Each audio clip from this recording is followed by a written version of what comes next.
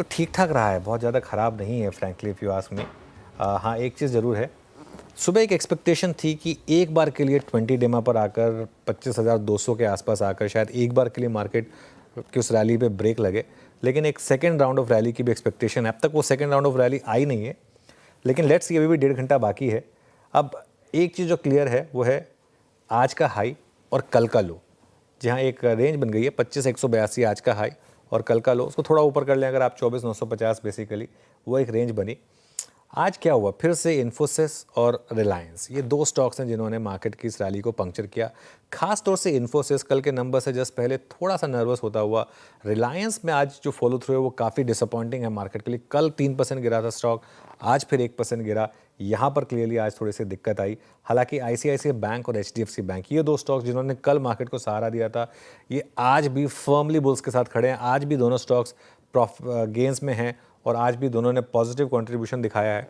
और एक चीज़ जो आज थोड़ी सी बिगड़ी है वो है मिड कैप परफॉर्मेंस। आज देखिए आप मिड कैप इंडेक्स, यहाँ भी थोड़ी सी मुनाफा वसूली हुई है, लेकिन लेट्स सी लास्ट का 1.5 घंटा कैसा रहेगा। Shreya Veeru, good afternoon. Good afternoon. बिल्कुल 1.5 घंटा कैसा रहेगा मार्केट में वो देखने वाली बात होगी, लेकिन कल के शानदार मूव के बाद आज कंसोलिडेट करता हुआ नजर आया बाजार। मिड कैप और स्मॉल कैप, जैसा कि आप भी मेंशन कर रहे थे, थोड़ा पेन में था, लेकिन ब्रेथ में फिर भी टसल देखने को मिल रही थी। बुल्स और बेयर्स के बीच आज खासी टसल, लेकिन इम्पॉर्टेंट सवाल ये कि जिस तरीके से आज कंसोलिडेशन का माहौल था मार्केट में, क्या लग रहा है आपको अब कौन से लेवल्स इंपॉर्टेंट नज़र आ रहे हैं और कितना कुछ रिजल्ट पर डिपेंड करता है? अगर इन्फोसिस के नतीजे अच्छे आ गए तो क्या यहाँ से मार्केट फिर से एक बाउंस बैक करेगा? बिल्कुल, देखिए बहुत रेलेवेंट सवाल पूछे आपने, और दूसरे सवाल का जवाब पहले देता हूँ, लेवल्स पर उसके बाद आता हूँ। आई थिंक मार्केट में एक दो अच्छे नंबर्स की और दरकार है अभी। एचडीएफसी बैंक और आईसीआईसीआई बैंक जितना कर सकते थे ना श्रेया, वो उन्होंने कर लिया जी। अब बियॉन्ड अ पॉइंट। अब जैसे कहते हैं ना कि अब एक बॉलर 5 विकेट ले सकता है, उससे ज़्यादा बाकी बॉलर्स को भी काम करना पड़ेगा, है ना। एक बैट्समैन डबल सेंचुरी मार सकता है, बाकी तो थोड़ा बहुत तो बाकियों को भी करना पड़ेगा, है ना। वो टीम वर्क है, मार्केट भी टीम वर्क है। मैं बार बार स्पोर्ट्स के साथ क्यों कोरिलेट करता हूँ, क्योंकि वो सबसे ईजी होता है कोरिलेट करना। तो ठीक है, एक बैट्समैन दो बैट्समैन अच्छा कर रहे हैं, लेकिन बाकियों को भी थोड़ा तो करना पड़ेगा ना। ऐसा तो नहीं हो सकता कि बाकी सब जीरो बनाए। वो फिर वो सचिन की टीम जो थी ना 90s वाली, उसका हाल हो जाएगा कि सचिन बहुत अच्छा करते थे, पूरी कोशिश करते थे, लेकिन बाकी टीम बिल्कुल ऐसी कुछ कर ही नहीं पाती थी। तो ये दो स्टॉक्स ने अपना काम कर लिया। अब थोड़ा सा हमको और ज़्यादा और थोड़ा सपोर्ट चाहिए। प्लस मंगलवार का भी फैक्टर है, सेंसेक्स की वीकली एक्सपायरी है और अब तो जीन स्ट्रीट भी वापस आ गया। खैर वैसे वो मैं मजाक में कह रहा हूँ, लेकिन मतलब मंगलवार का फैक्टर भी मार्केट के ऊपर थोड़ा सा हावी है, तो उस वजह से भी एक इम्पैक्ट है। लेकिन जब तक आप 24,950 के ऊपर है तब तक बाज़ार ठीक है, तब तक कोई स्ट्रेस नहीं है। इन्फोसिस के नंबर्स और कमेंट्री, ये जैसा आपने पूछा मुझसे, ये अगला ट्रिगर होगा मार्केट के लिए। देखिए, एक मैं आपको सेंस बताऊँ ना क्या हो रहा है। आज इन्फोसिस क्यों इतना गिरा, एक सेंस बन रही थी मार्केट सर्कल में कि शायद इन्फोसिस बायबैक अनाउंस करेगा। वो बायबैक अगर उनको अनाउंस करना होता है तो वो 2 दिन का मिनिमम नोटिस देना होता है। अब वो नहीं आ सकता कल के उसमें। अब जो कोई ये सोचे चल रहे हैं कि कल बायबैक इन्फोसिस अनाउंस कर देगा, ऐसे नहीं होता है। वो बोर्ड मीट अनाउंस करनी पड़ती है, पहले 2 दिन का नोटिस देना पड़ता है। तो हो सकता है बाद में आ जाए, वो अलग बात है। और नंबर्स के हिसाब से भी इन्फोसिस के नंबर्स में मार्केट काफ़ी पॉजिटिव होकर जा रहा है। टीसीएस के केस में, विप्रो के केस में, एक्सिल टेक के केस में मार्केट थोड़ा डरा गया था। इन्फोसिस के केस में तो मार्केट एक्सपेक्ट कर रहा है कि इन्फोसिस इकलौती आईटी कंपनी होगी जो कांस्टेंट करेंसी में एक्चुअली ग्रोथ डिलीवर करेगी। तो उस हिसाब से मार्केट पॉजिटिव होकर जा रहा है। तो अनलेस ये कुछ बहुत बड़ा करते हैं और बहुत बड़ा अनाउंसमेंट करते हैं, थोड़ा सा यहाँ से सपोर्ट दिखना थोड़ा मुश्किल लग रहा है मुझे। But let's see. लेवल्स की जहाँ तक बात है श्रेया, 24,950 से 25,000 ये सपोर्ट लेवल है हमारे लिए, और 25,150 से 25,200 ये निफ्टी का रेजिस्टेंस लेवल्स है बेसिकली। अब लेट्स सी, मैं अभी भी ये मान के चल रहा हूँ कि एक दो अगर अच्छे नंबर आ गए तो शायद, और अगर कल का लो बच गया तो शायद वापस वो रैली रिज्यूम हो।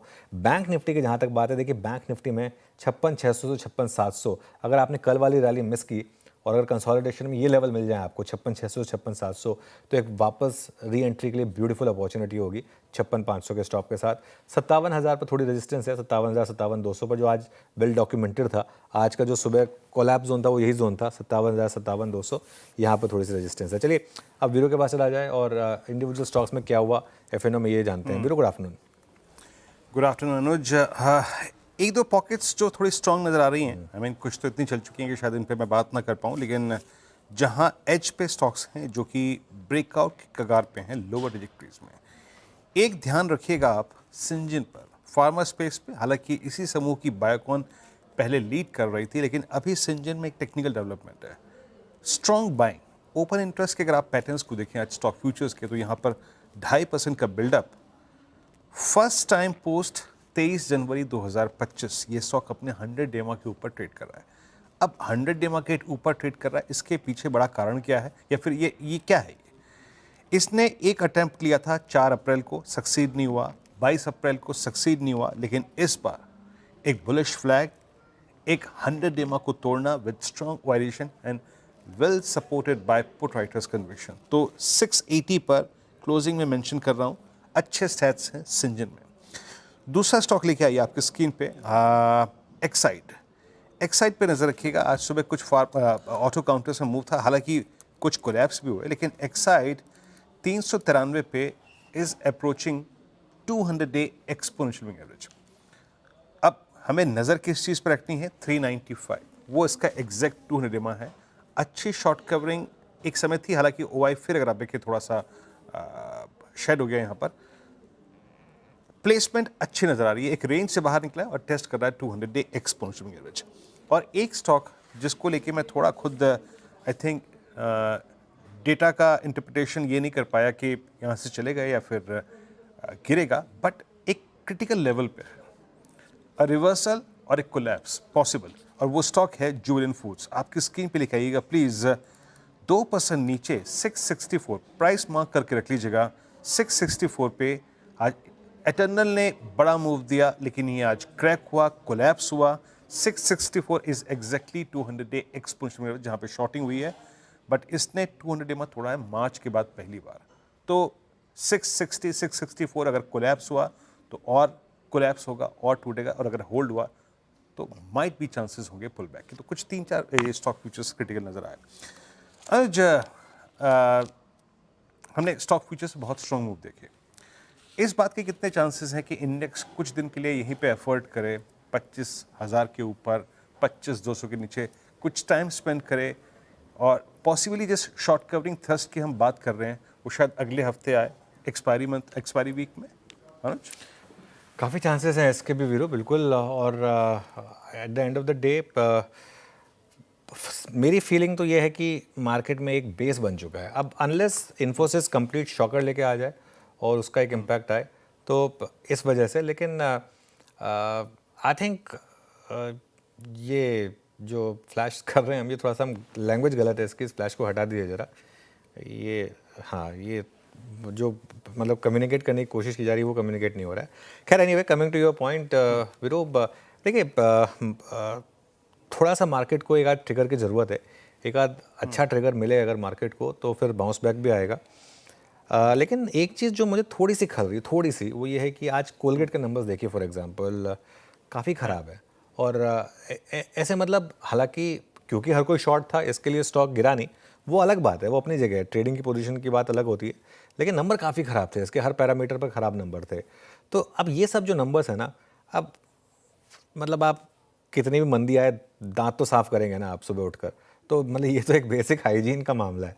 तो अब ऐसे नंबर पे ख़राब आने लगेंगे तो थोड़ा सा ये लग रहा है कि आखिर हो क्या रहा है, मतलब क्या लोगों के पास अब इतने पैसे नहीं है कि वो मतलब टूथपेस्ट कर रहे हैं, वो दातुन कर रहे हैं, क्या कर रहे हैं, क्या हो रहा है ये? मतलब कोलगेट तो सिनोनिमस है ना टूथपेस्ट के साथ।